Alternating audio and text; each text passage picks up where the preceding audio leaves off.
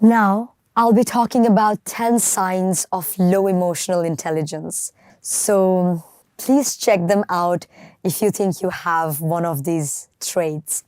So first up is you get stressed easily.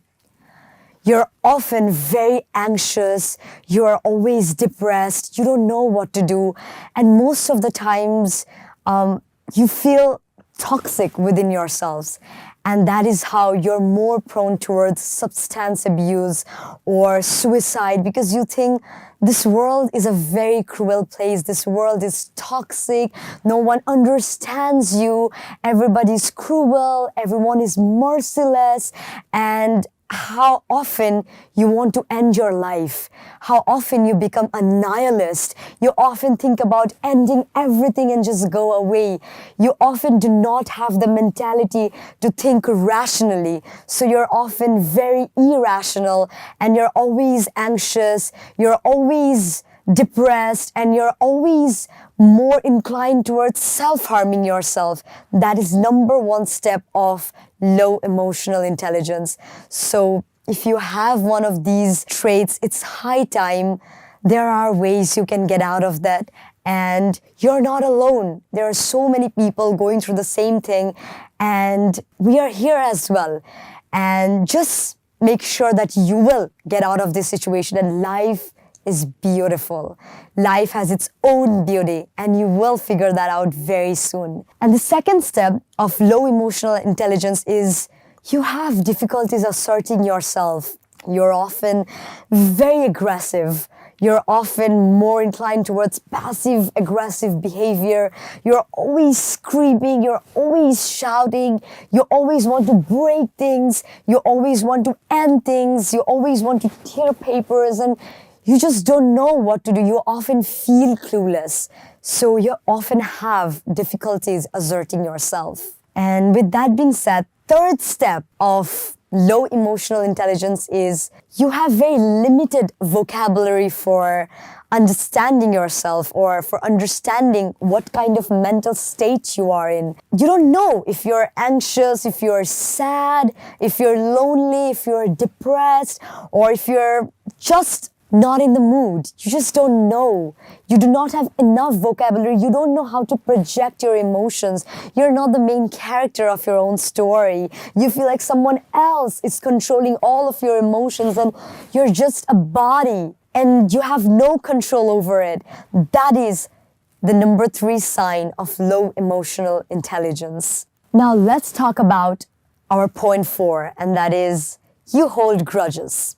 You are a fire sign, you act like a fire sign, and you're always like, well, someone hurt me, I am not going to talk to that person forever. This is me. You never want to get any explanations from them. You just hold grudges and you just stay that way forever. And that is how you're wired to do. And that is something you really need to change. So number 5 is you never let go of mistakes. You just think people will judge me for who I am. You're always feeling guilty. You are always thinking that no one loves you, no one understands you, everybody's against you, and you're always feeling very conscious if you ever make any mistake.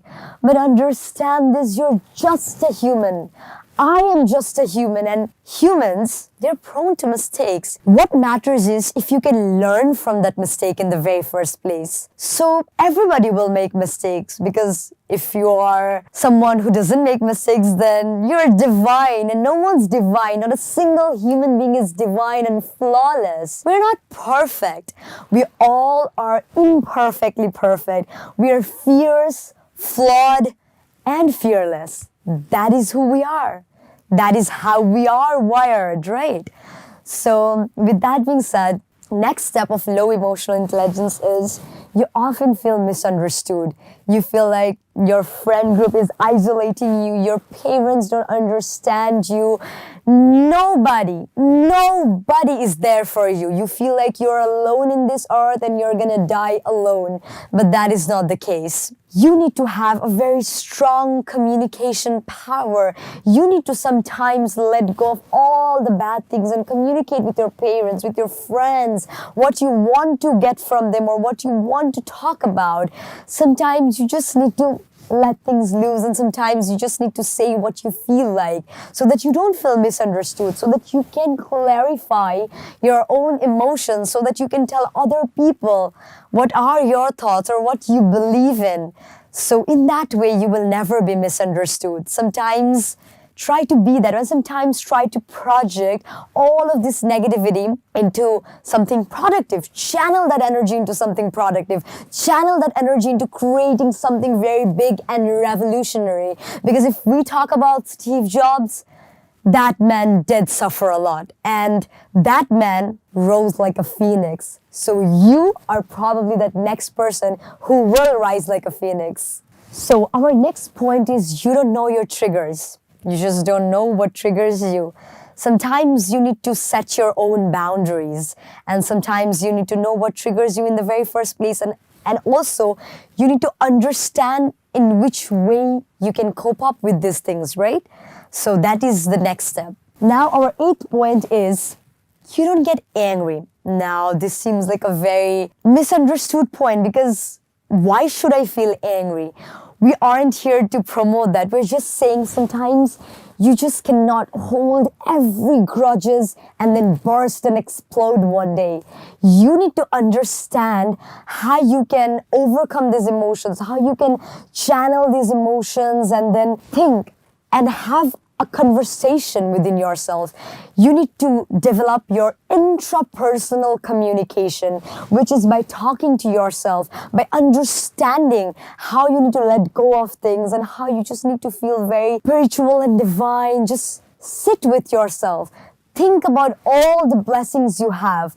Feel very grateful, because probably you have so many things which another person might not have. Sometimes you really need to be grateful and actually have a gratitude journal where you can project all your emotions and all the things that you're grateful for. Next point of low emotional intelligence is, you often blame others. Whatever happens, well, that person was a toxic person. Well, he or she was a bad person. They hurt me. He's bad. She's bad. My mom is bad. My dad is bad. Everyone's bad. No one loves me. Everybody is harmful. But you cannot let other people control your life. You just need to control your own emotions, because you are you, and that is your power. You do you. So if you're constantly dependent on other people, it might be your friend, your significant other, your parents, your family, you're always going to be depressed at the end of the day because you're constantly dependent. Stay accountable for your own actions, because this is how you can make your life joyous, and this is how you can make your life extraordinary, by being accountable. And the last point, you're easily offended. You may ask me, if anyone ever hurt me, why wouldn't I be offended? Yes, understandable. But what also matters is how you react to certain things. If you're offended and then you often prone yourselves, which I already mentioned in our first point, that you're constantly prone towards substance abuse, or if you're more prone towards killing yourself, that is so bad. Like, you need to understand how to react to certain things. Maybe develop a hobby. Do something else. Talk to your friends and family who genuinely cares for you. So instead of always feeling offended, instead of always ranting, and instead of always feeling low, make sure how you can be in your higher vibration and how you can feel very blessed and grateful. I understand Sometimes it's not very easy. Sometimes you will have your bad day. I have my bad days. Now, if I say that I don't have my bad days, then probably I'm lying. And I want to be very authentic with you guys. I want to be a genuine person. Does not mean my life is all perfect. It's not. None of us have great days every day. Every one of us, we go through bad days. But we need to understand how we can channel these bad days into a great day. I'm sure every human being, they have their own hobbies or something they really like. So do what you like. And if you're not sure where your passion lies, if you don't know what makes you happy, then just sit one day and find out what makes you happy. And then go for that. Do that, which I will be explaining in our further sessions. I'll be coming up with some great mind-boggling ideas as well. But till then, I want all of our English Olympiad fan, as well as all the participants from all over Bangladesh, as well as in different countries of the world, to understand what are the things that genuinely makes you happy, what makes you, you. And that is how you can figure out who you are, and you can definitely make this world a better place by channeling your own emotions and just be a very woke, awakened soul. And I wish you all the best, because we have some amazing events coming up as well. Thank you, everybody. See you all in the next session. Bye-bye.